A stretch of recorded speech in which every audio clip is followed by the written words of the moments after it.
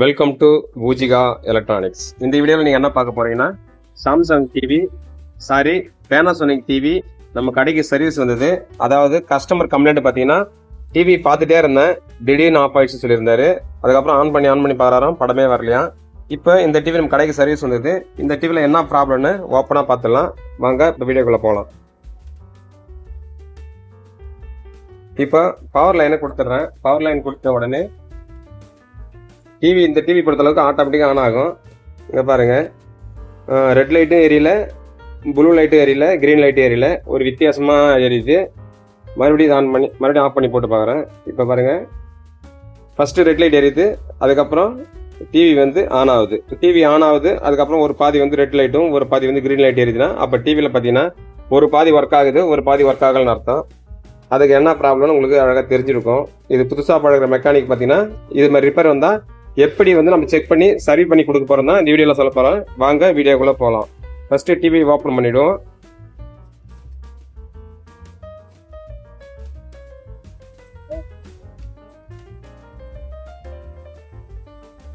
TV on பண்ண உடனே supply தான் ஃபஸ்ட் செக் பண்ணுவோம். நமக்கு தேவையான சப்ளை பார்த்தீங்கன்னா 12 வோல்ட்டு 24 வோல்ட் இதுதான் தேவையான சப்ளை.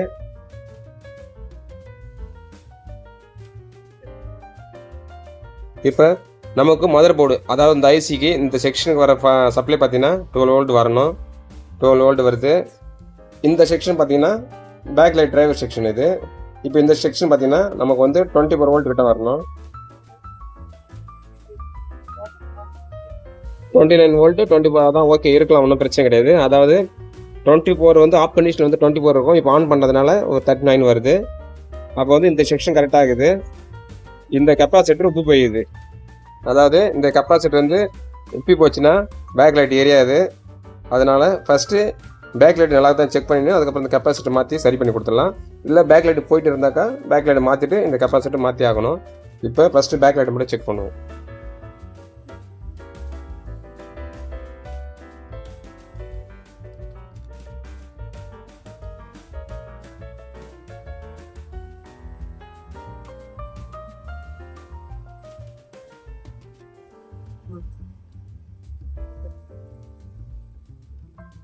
பேக் லைட் செக் பண்ணும்போது சில பேர் இப்படியே செக் பண்ணுறாங்க. அது மாதிரி செக் பண்ணக்கூடாது. ஏன்னா சப்ளை உள்ள போர்டுக்குள்ளே போகும்.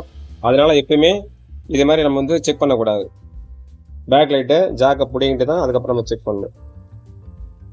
பிடிங்காச்சு. எப்பயுமே ரெட்டு வந்தால் ப்ளஸ்ஸு, ஒயிட் வந்தால் மைனஸு. இப்போ நம்ம மைனஸ் இதில் கொடுப்போம், ப்ளஸ்ஸாக இதில் கொடுப்போம்.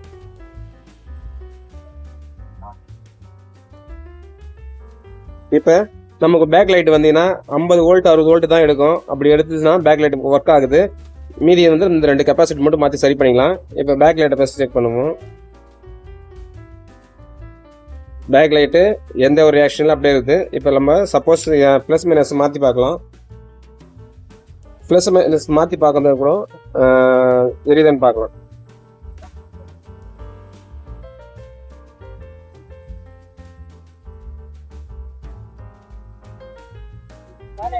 ப்ளஸ் மைனஸை மாற்றி பார்க்குறோம். அப்பயுமே இந்த ரியாக்ஷன் கிடையாது. அப்போ பேக் லைட் தான் ப்ராப்ளம். பேக் லைட்டு ப்ராப்ளத்தை மாற்றிட்டு அதுக்கப்புறம் இந்த பேக் லைட்டு டிரைவருக்கு போகிற கெப்பாசிட்டர் மாற்றணும். இது வேல்யூ பார்த்தீங்கன்னா 330 mAh இருக்கும். இதை மாற்றணும். ஃபஸ்ட்டு பேக் லைட் எரியாததுனால பேக் லைட்டை நம்ம கழட்டி செக் பண்ணிடலாம். ஸ்பீக்கர் கட்டிட்டோம். அதுக்கப்புறம் பார்த்தீங்கன்னா இந்த சுவிட்சு சென்சரெல்லாம் தனியாக கழட்டி வைக்கிறோம். ஏன்னா டிவி திருப்பி வைக்கும்போது இதெல்லாம் கண்டிப்பாக உடையறதுக்கு வாய்ப்பு இருக்குது. அதனால் எல்லாமே ஃப்ரீயாக கழட்டி விட்டுட்டு தான் அதுக்கப்புறம் நம்ம டிஸ்பிளேவை ஃப்ரீயாக கழட்டணும். அதுக்கப்புறம் பேக் லைட்டு கழட்டணும். இப்போ எதுவுமே டிஸ்டர்ப் இல்லாமல் இருக்கும். அதாவது கசமசரம் இல்லாமல் கிளீனாக ஃப்ரீ பண்ணி விடணும். ஃப்ரீ பண்ணி விட்டுட்டு இந்த எஃப்எஃப்சி எடுத்து விடணும். எஃப்எஃப்சி எடுத்து விட்டுட்டு இங்கே லாக் இருக்கும். இந்த லாக்கு இதை ஓப்பன் பண்ணி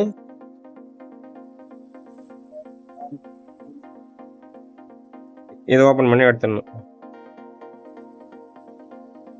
இப்போ இது ஃப்ரீயாக இருந்தாக்கா அதுக்கப்புறம் இந்த ஸ்க்ரூ போட்டிருக்கோம். இந்த ஸ்க்ரூவெல்லாம் கழட்டணும். இப்போ பார்த்தீங்கன்னா ஃப்ரீயாக இருக்குது. டிஸ்பிளே கரெக்டாக இருக்குது. ஸ்க்ரூ எல்லாம் ஃபுல்லாக எடுத்தாச்சு.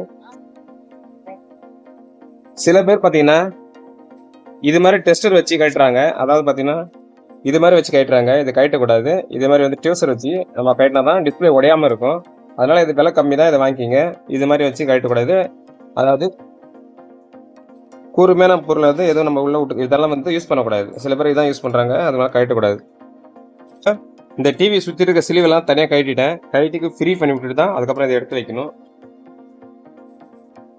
அதுக்கப்புறம் டிஸ்பிளே கழட்டுறது முன்னாடி பார்த்தீங்கன்னா நீங்கள் வந்து டிஸ்பிளே ஃப்ரீயாக இருந்தான்னு பார்க்கணும். ஃப்ரீயாக இருந்தால் மட்டும் தான் தூக்கணும், இல்லைனா தூக்கக்கூடாது, உடஞ்சிடும். சைடில் ஏன்னா சைடில் ஒட்டி இருக்குதுன்னு பார்க்கணும். சில டிவியில் பார்த்தீங்கன்னா சைடில் வந்து டிஸ்பிளே ஒட்டி வச்சுருப்பாங்க.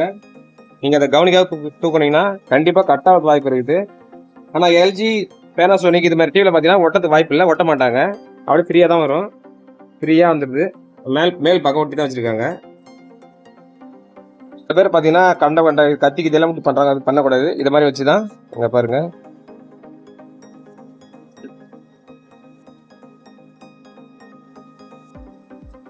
இது மாதிரி வச்சு தான் கழட்டணும்.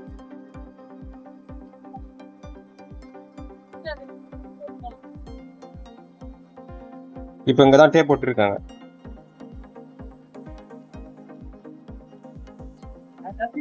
இங்கே டேப் போட்டிருக்காங்க, அதான் டிஸ்பிளே வர மாட்டுது. இது அழகாக கட்டணும், ரொம்ப அழுத்தி கட்டக்கூடாது.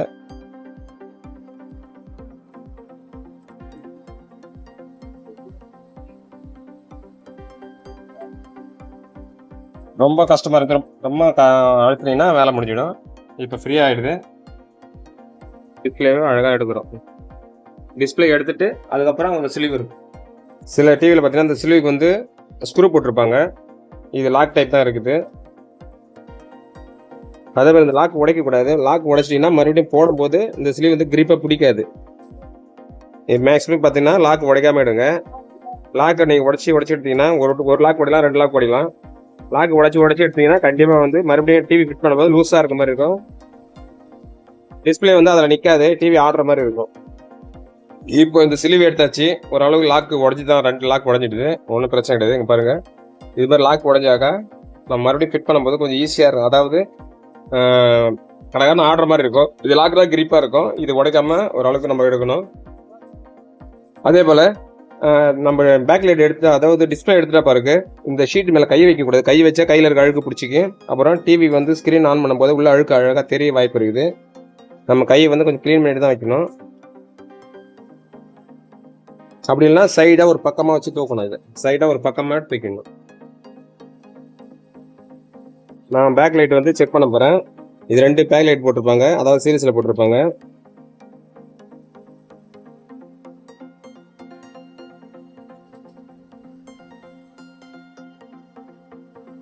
பேக் லைட்டு இது வந்து சப்ளை எடுக்குது. அதாவது பார்த்தீங்கன்னா 19.7 எடுக்குது. இந்த லைட் வந்து ஓகே. அந்த லைனு இந்த பக்கம் பார்த்தீங்கன்னா எந்த ஒரு ரியாக்ஷன் கிடையாது, எந்த பல்பும் எரியல. அப்போ நம்ம இந்த ஸ்ட்ரிப்பை மட்டும் மாற்றினா போதும். ஆனால் இருந்தாலும் நம்ம இந்த ஸ்ட்ரிப்பை மட்டும் மாற்றக்கூடாது, 2 சேம் தான் மாற்றணும். இப்போ எக்ஸாம்பிள் சொல்கிறேன். இது 15.7 எடுக்குதுனாக்கா புதுசாக மாற்றும் போது பார்த்தீங்கன்னா ஒரு 15 வோல்ட் எடுக்கும். 2க்கும் வேரியேஷன் இருக்கும். அதனால் ஏதாவது ஒரு பல்பு மறுபடியும் ரிப்பேர் ஆகும். அதாவது ஒரு ஸ்ட்ரிப் வந்து இப்படி ஏதாவது ஒரு ஸ்ட்ரிப் வந்து ரிப்பேர் ஆகிறதுக்கு வாய்ப்பு இருக்கும். ஆம்பியர் வந்து ஒரு பக்கம் அதிகமாக எடுக்கும். அதனால் சேம் வோல்டேஜ் வர மாதிரி நீ சப்போஸ் கடையில் வாங்கினாலும் சரி. இப்போ இதில் வந்து 15.7 வோல்ட் எடுக்குதுன்னா இதே 15.7 வோல்ட் எடுக்கணும்னு அவசியம் கிடையாது. 15.8 எடுத்தாலும் சரி, 15.9 எடுத்தாலும் சரி, 2 ஸ்ட்ரிப்பும் ஒரே வோல்டேஜ் எடுக்க மாதிரி தான் நம்ம டிவியில் போட்டு செட் பண்ணி கொடுக்கணும். ஒன்று வந்து ஒரு ஸ்ட்ரிப் வந்து 15.2 எடுக்குது, ஒரு ஸ்ட்ரிப் வந்து 15.9 எடுக்குனாக்கா அதெல்லாம் போடக்கூடாது. அதுமாதிரி போட்டால் ரிட்டர்ன் வரதுக்கு வாய்ப்பு இருக்குது. அதனால சேம் சப்ளை எடுக்கிற மாதிரி தான் போடணும். இப்போ நம்ம பேக் லைட்டு செட் பண்ணிவிட்டு அதுக்கப்புறம் பேக் லைட்டு போட்டு செக் பண்ணி அதுக்கப்புறம் பார்க்கலாம் என்ன ப்ராப்ளம். இன்னொரு பிரச்சனை பார்த்தீங்கன்னா, யாருமே வந்து பேக் லைட் கட்டும் போது இந்த ஷீட்டை வந்து கண்டபடி கிழிச்சிடுறாங்க. நிறைய பேர் கேட்கறது பார்த்தா என்ன ஷீட் இருந்தால் கூட கேட்குறாங்க. இந்த ஷீட் வந்து ரொம்ப நாளாச்சுன்னா, அதாவது ஒரு 3 வருஷம் மேலே டிவி ஓடிச்சுன்னா இந்த ஷீட் வந்து அப்படியே ரப்பாயிடும். நம்ம இழுக்கும் போது படப்பட்டு உடஞ்சிடும். கிழிஞ்சாலும் பரவாயில்ல, உடஞ்சி பீஸாக போயிடும். அதனால வந்து கட்டுறது ரொம்ப கஷ்டமாக இருக்கும். அதுக்கு என்ன பண்ணுறீங்கன்னா ஒரு ஐடியா பாருங்கள். இந்த ஸ்ப்ரே வச்சா அடிக்கலாம், ஒன்றும் பிரச்சனை இல்லை. அதாவது இந்த பக்கம் அடிக்கூடாது, இந்த பக்கம் வச்சா கண்டிப்பாக தெரிய வரும். டேப் வச்சு ஒட்டிருப்பாங்க. அதாவது இப்போ இந்த இடத்துல ஒட்டிருக்காங்கன்னா இங்கே லைட்டாக அடித்தா போதும், இந்த இடத்துல ஃப்ரீ ஆகிடும். அவ்வளோதான். கொஞ்சம் லைட்டாக அடிச்சிட்டிங்கன்னா கொஞ்சம் நேரம் கழிச்சு ஓப்பன் பண்ணும்போது ஈஸியாக வந்துடும். இப்போ பாருங்கள், ஈஸியாக வருது பாருங்கள்.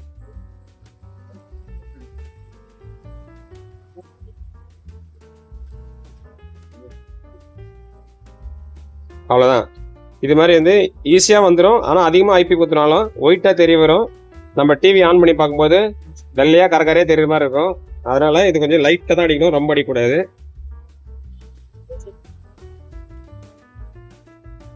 ரொம்ப டேஞ்சரான ஷீட் வந்து பார்த்தீங்கன்னா காஞ்சி போன உடனே அப்படியே ட்ரை ஆகி உடஞ்சி வந்துடும். கிழிஞ்சாலும் பரவாயில்ல ஒட்டிக்கலாம், உடஞ்சிடுச்சுன்னா ரொம்ப கஷ்டமாக இருக்கும். அதனால் இது மாதிரி ஐபி வச்சு யூஸ் பண்ணி ட்ரை பண்ணி பாருங்கள்.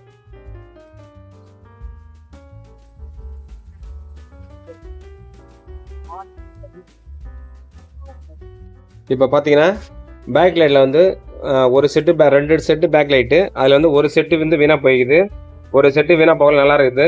இருந்தாலும் நம்ம செட்டை தான் மாற்றணும், அப்போ தான் வந்து நம்மளுக்கு ரிப்பீட் வரதுக்கு வாய்ப்பு கிடையாது. இப்போ ஆல்ரெடி பார்த்தீங்கன்னா நம்ம கடையில் வந்து எது ரேர், அதாவது எது அதிகமாக பேக் லைட் வீணாக போகுமோ அதெல்லாம் பார்த்தீங்கன்னா ஆல்ரெடி நான் வாங்கி வச்சுருப்பேன். இது பார்த்தீங்கன்னா எல்ஜி, இது அடிக்கடி வீணாக போகும். எம்ஐ, பேனாசோனிக்கு. இப்போ நம்ம தேவைப்படுறது பார்த்தீங்கன்னா பேனாசோனிக் தேவைப்படும்.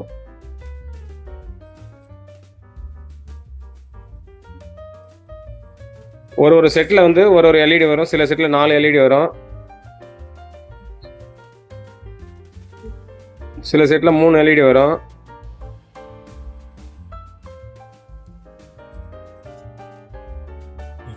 இதான் வந்து பேனாசோனிக். பார்த்தீங்கன்னா பேனாசோனிக் வந்து இது மாதிரி வந்து கோடு வரும், லாக் வரும். நான் எல்லாத்துலேயும் ஸ்க்ரூ டைப் வரும், இது வந்து லாக் டைப் மாதிரி வரும். இப்போ ஃபஸ்ட்டு இந்த பேக் லைட் வந்து பார்த்தீங்கன்னா சப்ளை செக் பண்ணணும். அதாவது ஒரு எல்இடி பார்த்தீங்கன்னா 3 வோல்ட். இது இப்போ நமக்கு வந்து பார்த்தீங்கன்னா 8 வோல்ட் கிட்ட வரணும். நமக்கு வந்து பார்த்தீங்கன்னா ஒரு 15.7, அதாவது மீட்டர் பார்த்தீங்கன்னா மீட்டரில் கரெக்டாக வராது. அதாவது பார்த்தீங்கன்னா சில மீட்டரில் வந்து 18 வோல்ட்னா கரெக்டாக 18 வோல்ட் காமிக்கும். இப்போ நம்மகிட்ட இருக்கிற மீட்டர் பார்த்தீங்கன்னா ஓல்டு மாடல் மீட்ரு 15.7, 15.8 அது மாதிரி வரும். சேம் எல்இடி ஒரே மாதிரி வோல்டேஜ் வந்தாக்கா நம்ம இதை அப்படியே போட்டு செட் பண்ணிடலாம். இல்லை வேறு ஏதாவது டிஃப்ரெண்ட் தெரிஞ்சாக்கா இதை செட் பண்ணக்கூடாது.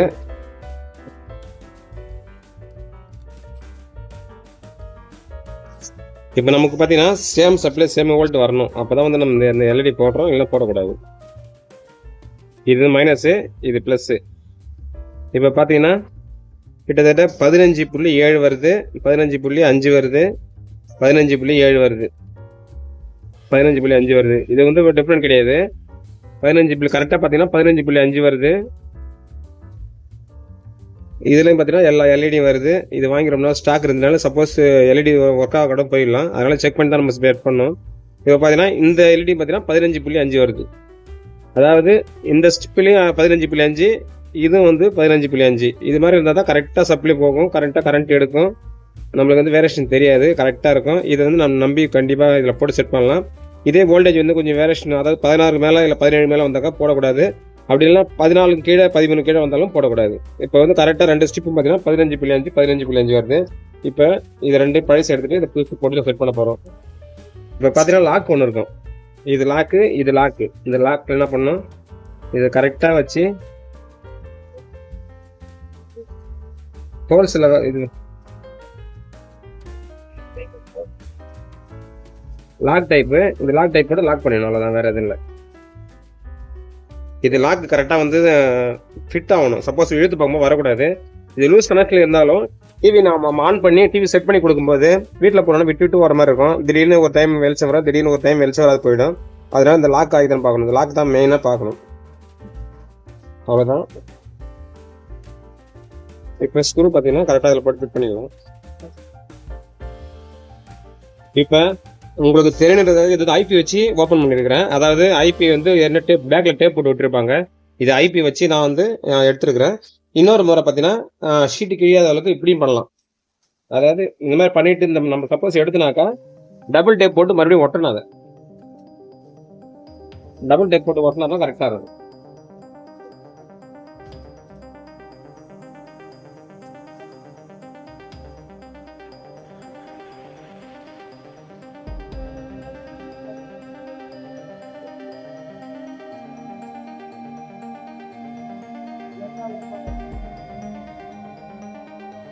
இப்போ நம்ம 2 பேக் லைட்டையும் போட்டு செட் பண்ணிட்டோம். பழைய பேக் லைட் எடுத்து வெளில வச்சிட்டோம்.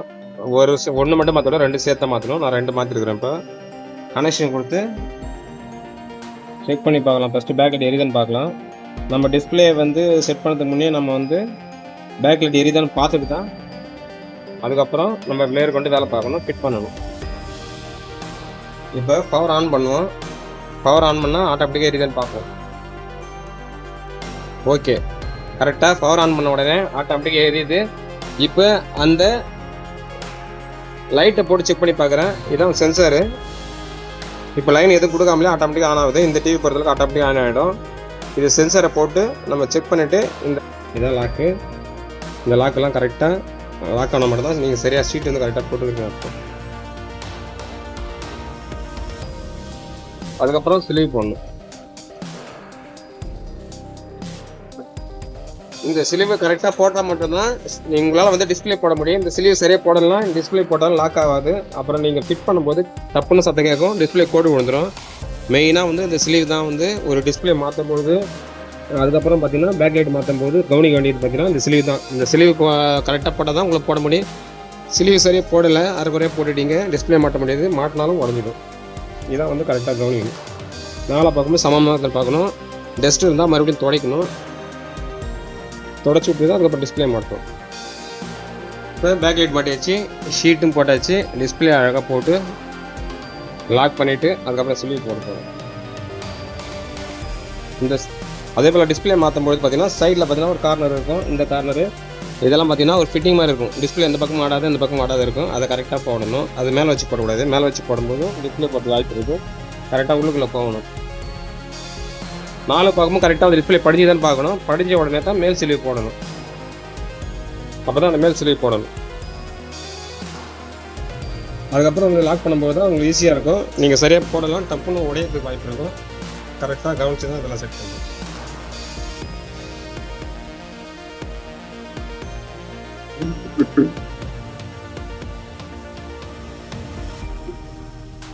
இப்போ டிஸ்பிளே போட்டு லாக் பண்ணியாச்சு. லாக் பண்ணிவிட்டு இந்த ஸ்லீவுக்கு வந்து ஒரு ஸ்க்ரூ போடுறோம். அதாவது ஸ்லீவ் வந்து வெளில வர அளவுக்கு ஸ்க்ரூ போடுறோம்.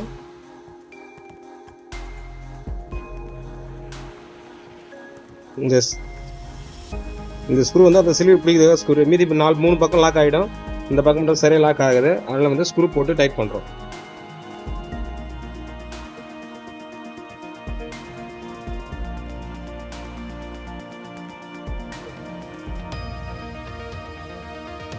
ஸ்க்ரூ போட்டு டைட் பண்ணிவிட்டு, சப்போஸ் இதில் பார்த்தீங்கன்னா அழுக்கு அதிகமாக இருக்கும். டிவி வந்து நம்ம பேக் லைட் ரிப்பேர் தான் கழட்டுவோம். ஆனால் இந்த அழுக்கு இருக்கிறதுனால நம்ம லைன் இதில் கொடுக்கும்பொழுது படம் லைன்ஸாக வரதுக்கு வாய்ப்பு இருக்குது. அதனால் ஃபஸ்ட்டு க்ளீன் பண்ணிட்டு தான் அதுக்கப்புறம் செட் பண்ணுவாங்க. இது க்ளீனாக இருந்தால் அப்படியே போடலாம். அழுக்காக இருந்தால் கொஞ்சம் லைட்டாக நம்ம க்ளீன் பண்ணிவிட்டு அதுக்கப்புறம் போடுவோம். அதான் கொஞ்சம் பெட்ரு. இது அழுக்காக இருக்கும்போது நம்ம எடுத்து மறுபடியும் போடும்போது படம் வராத போயிடும், லைனாக வரும், ஏதாவது சம்திங் கொடுக்கும். இதை வந்து முடிஞ்ச அளவுக்கு லைட்டாக க்ளீன் பண்ணிவிட்டு போடுறது நல்லா ரிசல்ட் கொடுக்கும். பிரச்சனை வராமல் இருக்கும். அழுத்தி இப்படி துடைக்கூடாது, இப்படி நேரம் துடைக்கணும்.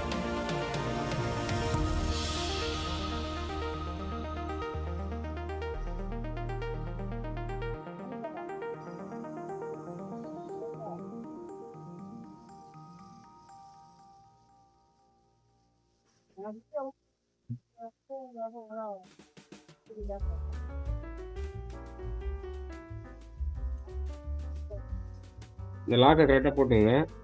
லாக்கு போட்டால் தான் ஈஸியாக இருக்குது அதை மாட்டுறதுக்கு. லாக்கில் டைட்டாக இருக்கும்போது நம்ம இந்த ஸ்கேலர் இழுக்க முடியாது.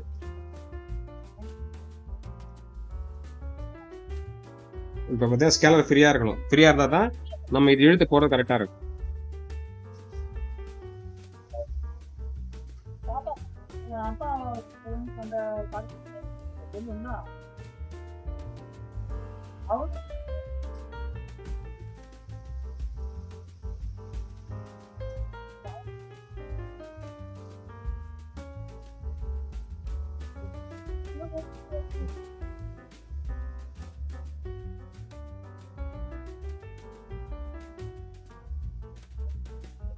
இந்த லைன் கோடு இருக்கும். அந்த கோடு கரெக்டாக ஃபுல்லாக போகிற வரைக்கும் தான் நம்ம சொருவணும். இந்த கோடு மறைஞ்சு போச்சு. இது கோடு முக்கியம்.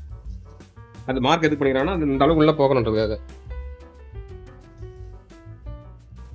இப்போ டிவி பேக் லைட் போட்டாச்சு, டிவி டிஸ்பிளேயும் போட்டு ஃபிட் பண்ணியாச்சு. ஆன் பண்ணி பார்க்கும் படம் எப்படி இருக்கும் பாருங்க.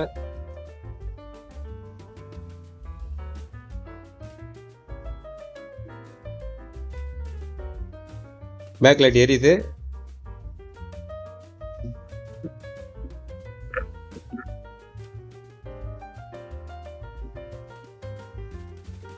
ஓகே, படம் ஓகே, படம் வந்துட்டு இது பாத்தீங்கன்னா பேக் லைட் எரியல கூட நம்ம பணம் சொல்லின்னு வரும், அந்த டிவில பார்த்து வராது. சில டிவில பேக் லைட் எரியல கூட பேர் வர தெரியும், படம் வர தெரியும். இந்த டிவில வந்து அது மாதிரி தெரியாது. சில டிவில தெரியும், சில டிவி தெரியாது. இந்த மாடல் பேனசோனிக் டிவில பாத்தீங்கன்னா உங்களுக்கு வந்து பேக் லைட் போயிருந்தாலும் உள்ளுக்குள்ள படம் வரது தெரியாது, கண்டுபிடிக்க முடியாது. இப்போ இது மாதிரி தான் கண்டுபிடிக்கணும். அடுத்து டிவி ஃபிட் பண்ணிட்டு இப்போ சென்சர் ஒயரும் கீபோர்டு ஒயரும் நம்ம லாக் பண்ணிட்டோம். இந்த பட்டனும் சென்சரும் சேர்ந்து ஒரே லைனாக வருது. அதை நம்ம வந்து ஸ்க்ரூ போட்டுக்கிறோம். இப்போ டிவி மட்டும் ஆன் பண்ணி பார்ப்போம், அந்த லைட் எப்படி இருக்கு பாருங்க.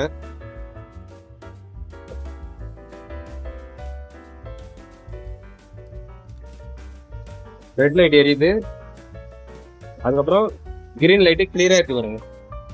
கிரீன் லைட்டு கிளியரா எரியுது. டிவியே இப்போ ரெடி ஆயிடுச்சு. இதான் டிவி வந்து எந்த ப்ராப்ளம் வந்தாலும் இது மாதிரி வந்து தெளிவாக செக் பண்ணால் முடியாத சரி பண்ண முடியாதுன்ற ஆப்ஷனே கிடையாது. சப்போஸ் முடியலனாலும் ட்ரை பண்ணி பார்க்கணும். இது எல்லாம் வந்து நம்ம செட் பண்ணிட்டா பிறகு மறுபடியும் பேக் லைட்டு போட்டும் வேலை செய்யலாம். போர்டை செக் பண்ணணும். போர்டோட மாற்றலாம், ஒன்றும் பிரச்சனை கிடையாது. என்ன ஒன்று பார்த்தீங்கன்னா இதுக்கு வந்து டீகான் தனியாக வைக்கணும். அதாவது டீகான் மாடல். இது டீகான் வந்து பார்த்தீங்கன்னா இது எல்இடிஎஸ் கேபிள் வந்து சாம்சங் கேபிள் போட்டு உள்ளே போயிட்டு உள்ள டீகான் வச்சு இதே வந்து பாருங்க எஃப்எஃப்சி இங்கே வந்து டீகான் உள்ளே வச்சிருக்காங்க. இது வந்து இந்த மாடல் தான் இது. அதாவது எல்ஜி பொறுத்தளவுக்கு ஒரு டீகான் இருக்கும். சில போர்டில் பார்த்தா இன்பில்டாகவும் இருக்கும். இந்த போர்டில் இன்பில்டாக கிடையாது. சாம்சங்குடைய எஃப்எஃப்சி போட்டு உள்ளுக்குள்ளே வந்து இந்த போர்டு கீழே வந்து ஒரு டீகான் வச்சு இதை செட் பண்ணியிருக்காங்க. இதுதான் வந்து இந்த டிவியோடைய செட்டப்பு. இப்போ இந்த டிவி ரெடி ஆகிடுது. ஃபிட் பண்ணிவிட்டு போட்டு காமிக்கிறேன், பார்த்து தெரிஞ்சுங்க. இப்போ இந்த டிவியில் பார்த்தீங்கன்னா பேக் லைட்டு ப்ராப்ளமாக இருந்தது. பேக் லைட்டை மாற்றிட்டேன், அதுக்கப்புறம் அந்த கெப்பாசிட்டர் மாற்றிட்டேன். அதுக்கப்புறம் பார்த்தீங்கன்னா டிவி வந்து ரெடி பண்ணிவிட்டு ஃபிட் பண்ணிட்டேன். அதுக்கப்புறம் கஸ்டமருக்கு கால் பண்ணி சொல்லியாச்சு.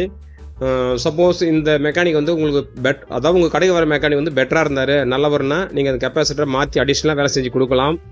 இதே சில பேர் பார்த்தீங்கன்னா நம்ம ஒரு 2000 கேட்போம், அவர் 1000 ரூபா தான் கொடுத்துட்டு போவார்னா அந்த கஸ்டமரை பொறுத்து இருக்குது. நீங்கள் எக்ஸ்ட்ரா வேலை செய்யறதும். சப்போஸ் மறுபடியும் அந்த கஸ்டமர் வராருன்னா வந்து தான் ஆகணும்னா அந்த கெப்பாசிட்டர் மாற்றாமல் இருங்க. கிட்டத்தட்ட ஒரு 2-3 மாதத்தில் வருவார். இதே வந்து கஸ்டமர் நல்ல கஸ்டமர்னா நீங்கள் அந்த கெப்பாசிட்டர் வந்து அவங்க காசு கேட்காம ஃப்ரீயாக மாற்றி கொடுங்க. நான் வந்து கஸ்டமர் நல்ல கஸ்டமர்ன்றதுனால இந்த கெப்பாசிட்டரையும் எக்ஸ்ட்ரா 2 கெப்பாசிட்டர் மாற்றி கொடுத்துருக்குறேன். அவர் சொன்ன ஃபால்ட் மீறி எக்ஸ்ட்ரா வந்து இந்த ஃபால்ட் வராத அளவுக்கு சரி பண்ணி கொடுத்துருக்குறேன். சப்போஸ் நீங்களும் இது மாதிரி வீடியோ பார்த்தீங்கன்னா இது மாதிரி ஃபாலோ பண்ணுங்கள். நன்றி. பூஜிகா எலக்ட்ரானிக்ஸ். நீங்கள் சைன் வாங்குறது நல்லது. ஏன்னு கேட்டாக்கா சைன் வாங்கினா மட்டும்தான் கஸ்டமர் வந்து அவர் வந்து நம்ம எது சொன்னாலும் அவர் ஏற்றுக்குவார். சப்போஸ் டிஸ்பிளே உடஞ்சாலும் அவங்க டிஸ்பிளே உடஞ்சி